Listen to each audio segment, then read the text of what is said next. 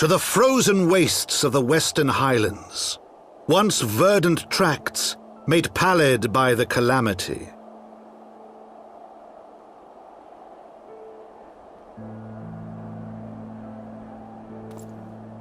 Beyond the towering wall of ice, to lands long forsaken that the knights of Ishgard strove tirelessly to reclaim.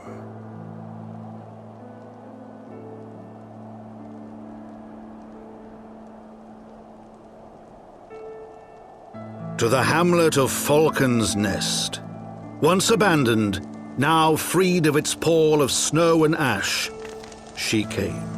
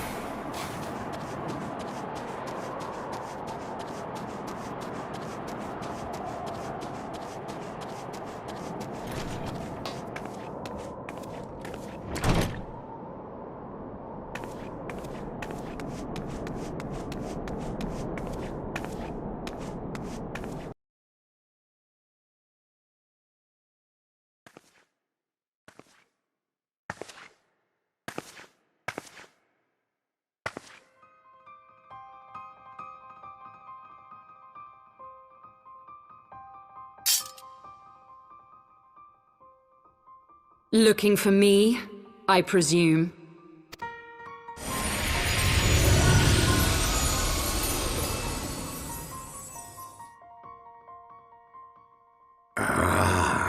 The child who glimpsed the truth.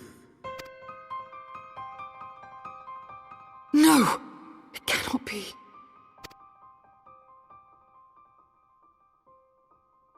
She cameth unto me, as didst thou, alike in gifts, yet set upon different paths.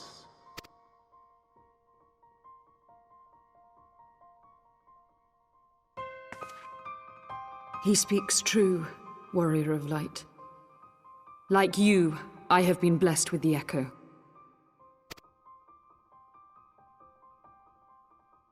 The visions terrified me at first. They came without warning. I wondered what I had done to deserve them. But I had no time to ponder such things, once the calamity came.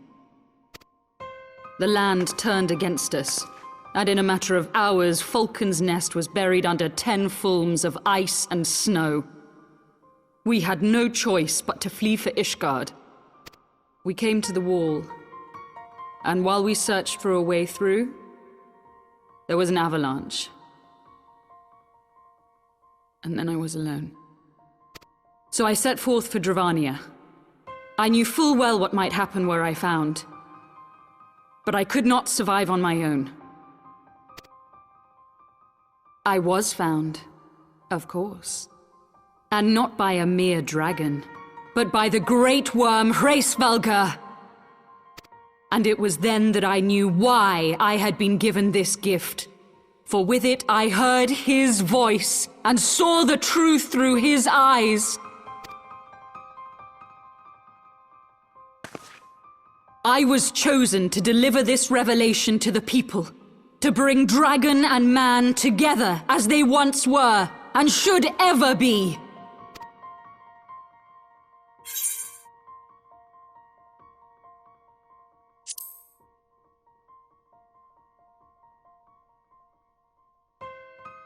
It wasn't supposed to be like that. You have to believe me. It was beyond my control. Children taught to fear the skies, who saw their loved ones slaughtered. Yet the Dravanians, though they know where the fault truly lies, fell upon them with such fury. Men die, and their children forget. But we are everlasting. To us, then is as now. Thou canst not comprehend the violation, the outrage, the fury. I will make this right. I am neither a saint nor a savior, just another sinner. Yet I will not forsake this cause. I cannot. I will see this cycle broken, and peace restored. We can do naught else, for we are now as one.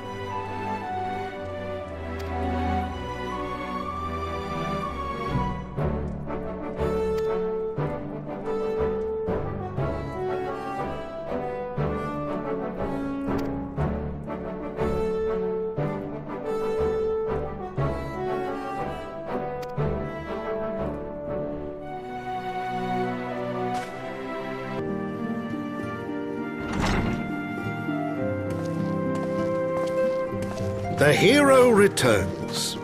I cannot thank you enough for saving young Imanolane's life. Aye, he told me everything. I've also received letters from both House Zamail and Durandare praising your conduct, and that of House Forton. You've won us much honor, my friend. My lord! What is it? Speak. Pray forgive the intrusion, my lord, but I bring grave tidings. Master Alphino and Mistress Tataru have been detained on suspicion of fomenting heresy. What? Explain. They were observed entering a tavern in the lower levels on some half-dozen occasions. There, it is claimed, they made a number of inquiries. Inquiries which brought them into contact with certain, elements. 'Twas this which prompted a Knight of the Heavensward to demand that they be questioned. Sir Grinno, my lord. Sir Grinno is a brute. An exceedingly accomplished brute, but a brute nonetheless. Alas, he is also a son of House Zamail.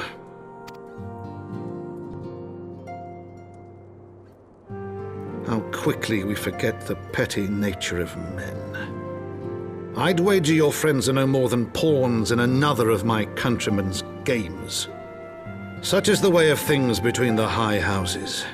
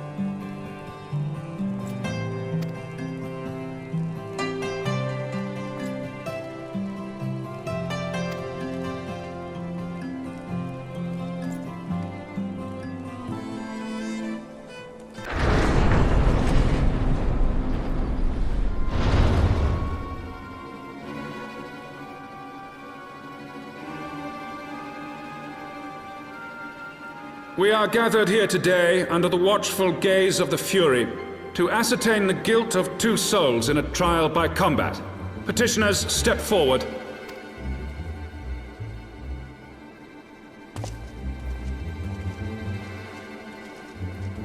Sir Grinno, for the benefit of all here present, I would ask you to repeat the charges which you have leveled against this man and this woman. I, Sir Grinno de Zemile, brother of the Heavensward, did bear witness to these two foreigners consorting with heretics.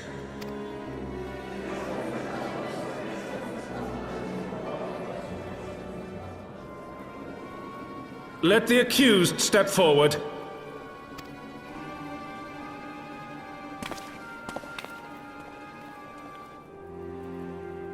Alfino Leveilleur, Tataru Taru, you have heard the charges leveled against you. Will you take up arms to refute Sir Grinno's claim, and thereby prove your innocence in the eyes of gods and men? I, Alfino Leveilleur, am innocent of this charge, and claim my right to trial by combat. I, Tataru Taru, am innocent of this charge. But I am no warrior and cannot fight. So, I claim the right to name a champion.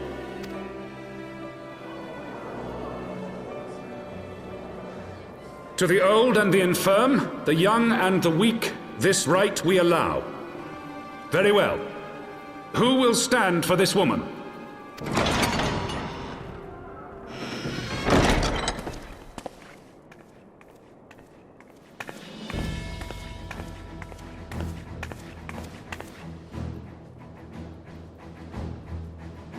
Just as I was beginning to doubt the efficacy of the Ishgardian justice system.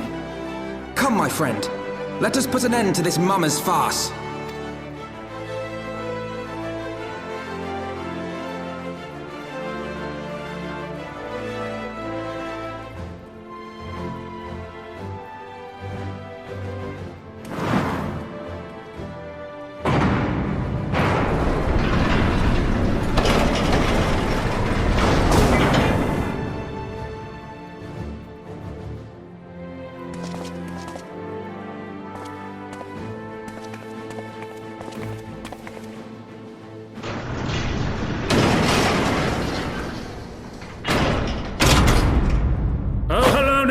Render unto us your judgment. Raise up the righteous, and cast down the wicked.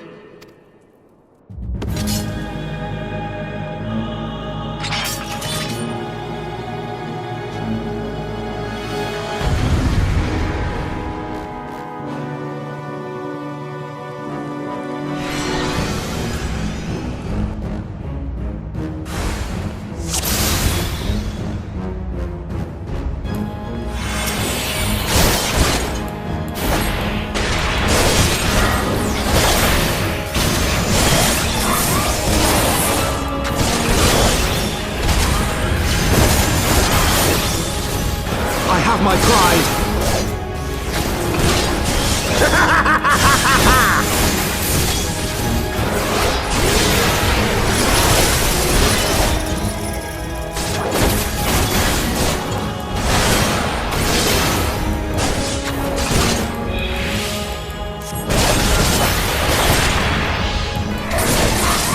I've got you now. Down with you!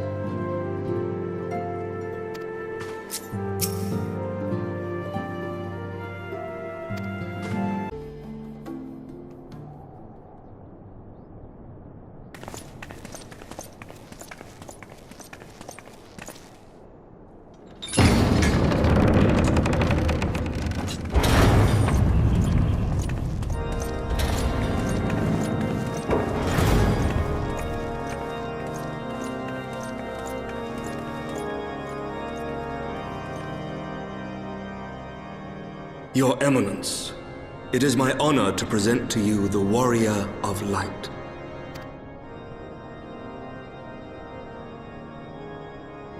I have heard the tales of your many grand endeavors. The Lord Commander has also been most effusive in his praise.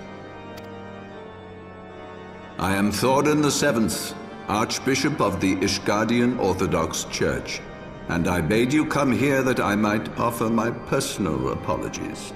You will forgive me for not calling upon you as courtesy would dictate, but as you can see, my more sprightly days are long behind me. But I digress. Your companions were wrongly accused of heresy and subjected to gross indignities. This, I am sorry to say, was the result of negligence on the part of our nation's protectors. Negligence born of an excess of zeal. Is that not so, Sir Zephyrin? Yes, Your Eminence. Regrettably, it would appear that we of the Heavensward were in receipt of erroneous information.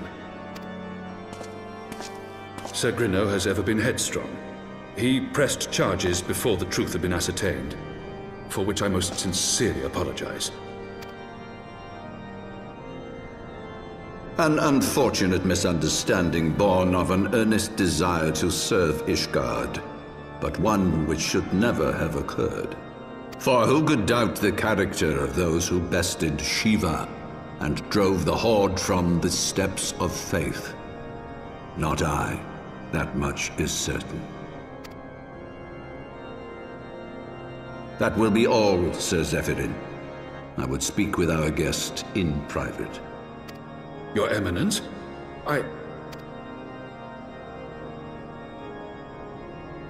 As you wish, Your Eminence. That will be all for today.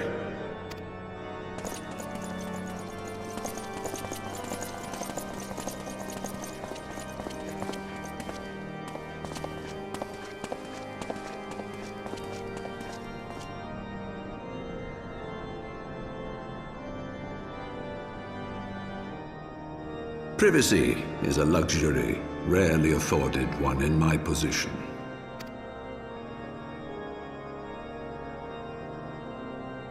Now tell me, young lady, what do you know of the Ascians? Much and more, I shouldn't wonder, being the bringer of light. You should know that I myself have met with them, have entertained them as guests, even. Those harbingers of chaos and strife offered us power that we might continue our war against the dragons. I have no intention of aiding their cause, of course, nor less of being their puppet.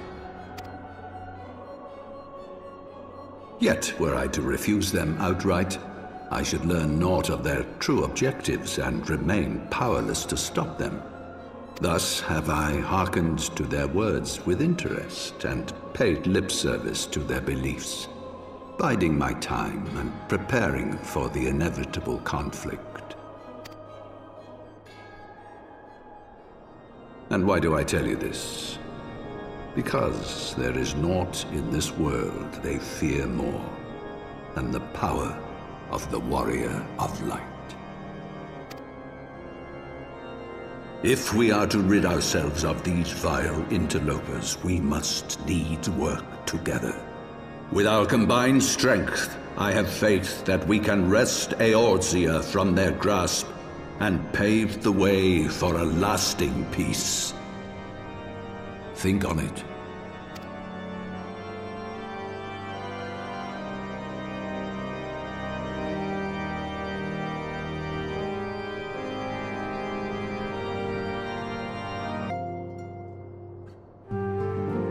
There you are! I confess, I was more than a little concerned when I learned that you had been summoned to the vault. What did they want with you? Well, well. A formal apology and an admonishment of those responsible. I see my fears were wholly misplaced. By the gods! The Archbishop freely admits to consorting with Ascians. So, their ambitions extend to Ishgard as well. We will have new primals to contend with ere long, of that you may be certain. 'Tis but a matter of time. Yet shorn of the support of our missing allies, what can we realistically hope to achieve? In the midst of all the excitement, I completely forgot to tell you. When I was asking around about the Scions, I heard the most awful rumor. General Rauburn is to be executed for crimes against the Sultanate! If the Flame General dies, we will lose a staunch ally, and the one man capable of holding the Sultana's assassins to account. Lord Orchiphon was wise to counsel restraint, but this business will brook no delay. We cannot permit this execution to take place. We must save Rauburn.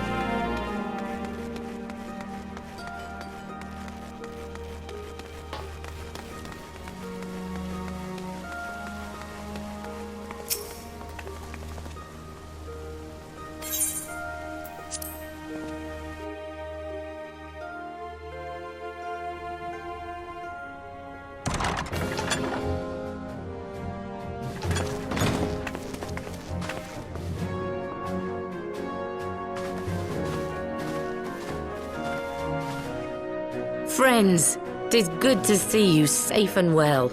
I will admit I had not counted on you seeking, let alone finding refuge within the Holy See, but full glad was I to learn that you had. Thankfully, we had allies there who took us under their wing. And theirs was not the only aid we receive, I suspect. When we fled Uldar, we fully expected to become wanted men, known to all and hounded at every turn. Yet that did not come to pass. On the contrary, 'twould seem the charges against us have not been made public. Might we have you to thank for that, Admiral? Sharp as ever, Master Alphino. On Marshal Terrapin's urging, the Elder Seedseer and I demanded that the Syndicate suppress news of the Scion's alleged crimes until such time as irrefutable evidence could be found. Our argument was simple. Lacking proof, to accuse the saviors of the realm of so unlikely a crime would have the people up in arms. In their wisdom, the Syndicate agreed, as you yourself have seen. There is something you should know. Some few days prior to the banquet, the Elder Seedseer and I were summoned for a private audience with the Sultana. There, she revealed her intent to announce her abdication, that she might pave the way for the establishment of an Uldan Republic. What? But such an announcement would have plunged the entire nation into chaos. She was well aware of that. 'Twas for fear of what might ensue that she summoned us. Her Grace wanted the Elder Seedseer and I to lend Rauburn a helping hand, you see? To aid him in preserving the peace during the transition. So, having somehow caught wind of her plan, Lolorito and Teleji plotted the Sultana's assassination in the hope of maintaining the constitutional status quo. But they must have known that her death would sow as much chaos as her abdication. Chaos from which Teleji alone might feasibly stand to profit. Surely Lolorito would never knowingly... Could it be? I dare not hope.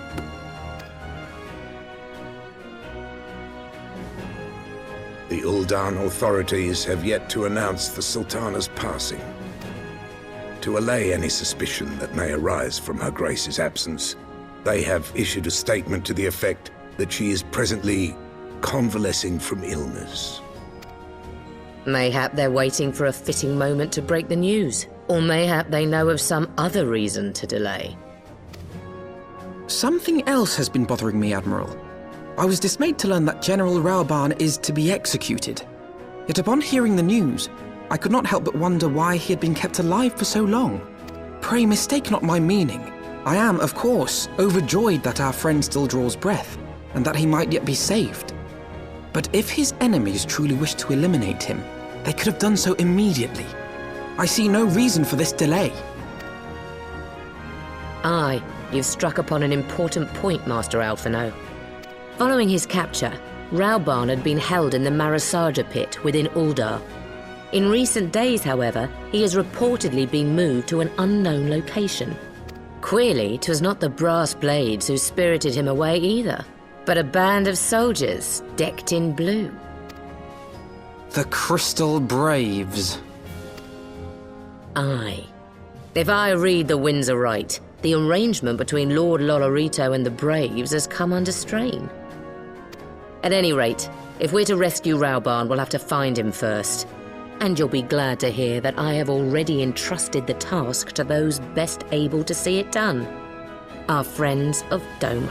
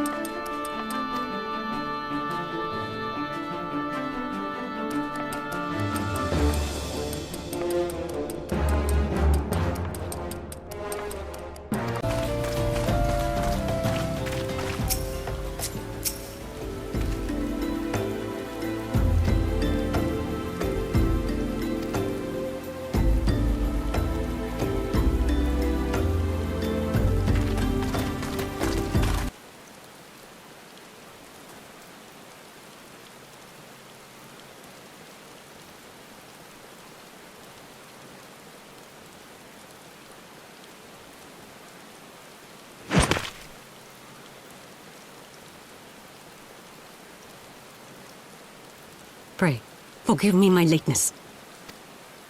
Lady Ugiri! Master Alphino, I am pleased to see that the light of resolve shines in your eyes once more. Ah, yes. How pathetic I must have seemed to you when we last met. I am ashamed to record it. For a time I was well and truly lost. But with the aid of my comrades, I have since refound my purpose, and I shall take care not to misplace it again. Since your escape from Ul'dah, my fellow shinobi and I have shadowed the Crystal Braves every step, in hopes of learning the Scion's whereabouts. Regrettably, our investigation has yet to yield any useful information. Pray, forgive us. You need not apologize, my lady. We are grateful for all that you have done on our behalf. Besides, Ralbarn is no less a friend, and we cannot well abandon him to his fate. Hozan, the three of us shall attend to the Flame General's rescue. Pray, draw away the guards by the entrance. Take Dowade and Higiri with you.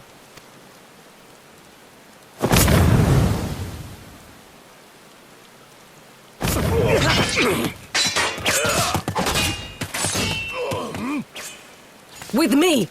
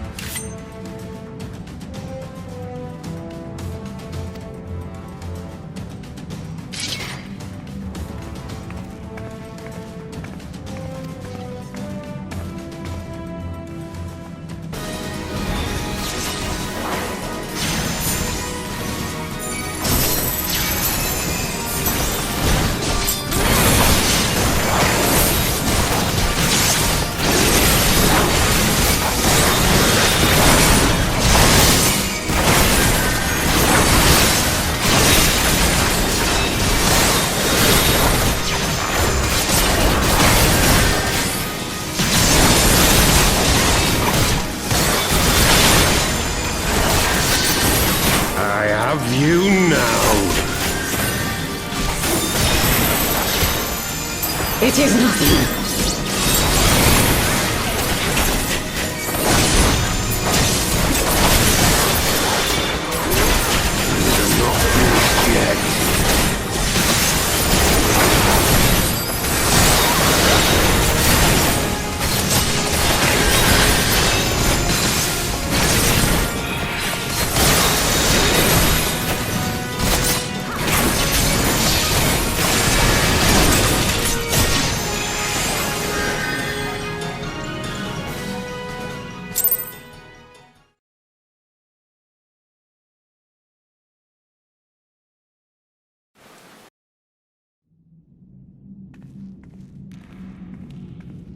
This changes nothing. It is over, Ilberd. Lay down your arms and surrender yourself to justice. Justice? Justice for what exactly? 'Twas not I who assassinated the Sultana, boy.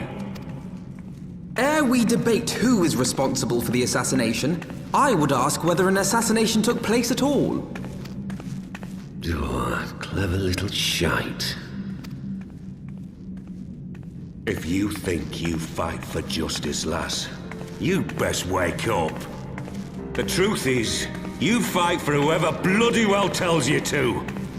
Can you not see you're being used? By the Scions, the City-States, even the Crystal Braves.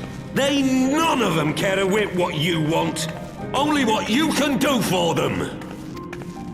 And how do I know this? Because I'm the same.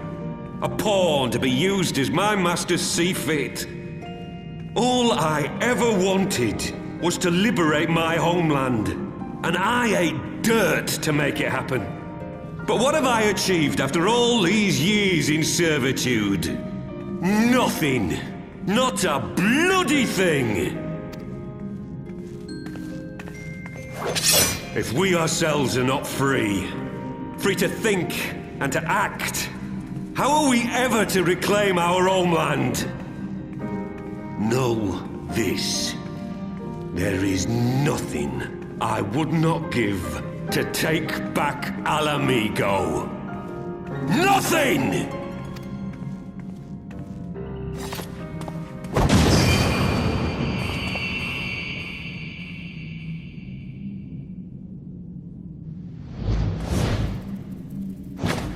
You'll not get away! No, Master Alphino. Now is not the time.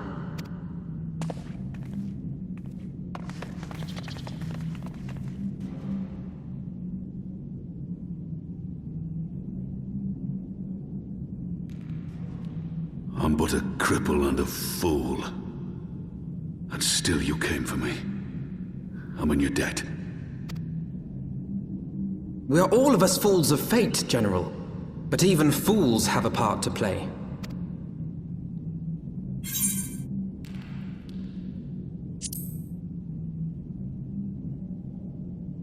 Rest assured, I was not planning to die till I'd avenged the Sultana. Still, your words are welcome, lass.